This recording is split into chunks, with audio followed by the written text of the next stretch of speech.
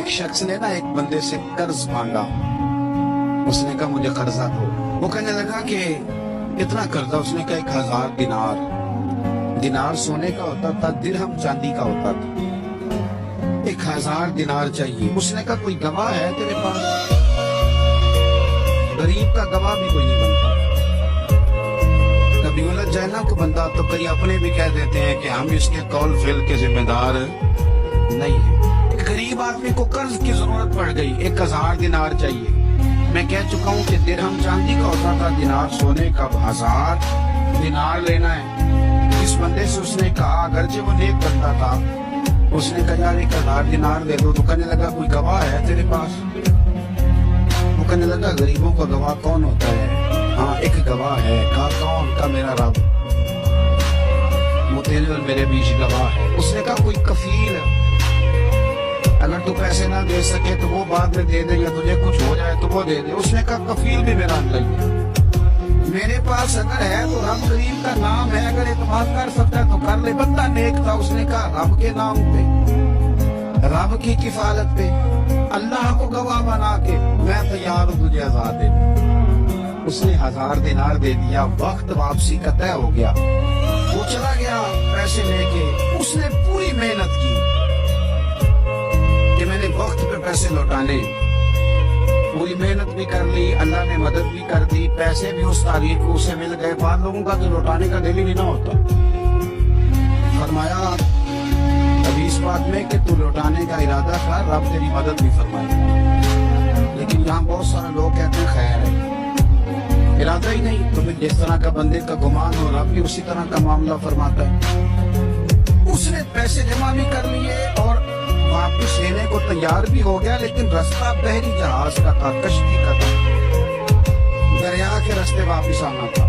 اب وہ جب آ گیا دریا کے کنارے تو بڑی کوشش کی، پر وہاں اسے کوئی کشتی نہیں ملی. وقت پہ پیسے لوٹانے ہیں، سفر کرنا ہے، اب سواری میسر نہیں ہے. سوچ سوچ کے پریشان تھا کہ میں نے تو اللہ کے نام پہ لیے.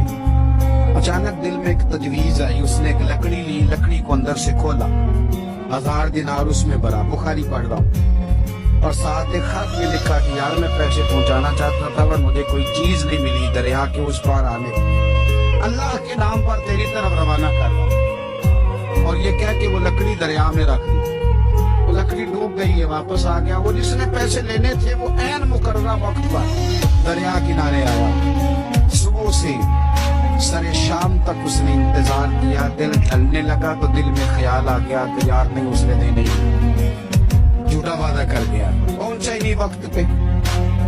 اب جب واپس لوٹنے لگا تو اچانک دریا میں ایک لکڑی تیرتی ہوئی دکھائی دی. کہنے لگا لے جاتا ہوں، شام کو روٹیاں پکانے کے کام آئے گی.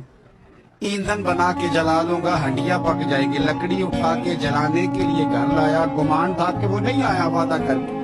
اللہ کو کفیل اور وکیل بنا کے اور گواہ بنا کے پھر بھی نہیں آیا. لکڑی لے کے گھر گیا. بخاری ہے. اور جب اس کو چیرا لا کہ میں اس کی آگ جلاؤں گا، کھولا تو اندر سے 1000 دینار بھی نکل آیا، خط بھی نکل آیا. اب ذرا سمجھنا، اس کے دل میں بات کس نے ڈالی کہ تو لکڑی میں پیسے ڈال دے؟ اللہ نے. اس بندے کو مقررہ وقت پہ کنارے بھیجا کس نے؟ لکڑی صرف اسی کے ہاتھ آئی تو یہ بندوبست کیا کس نے؟ اللہ نے. گھر جا کے چیری تو پیسے بائی حفاظت اس تک پہنچایا کس نے؟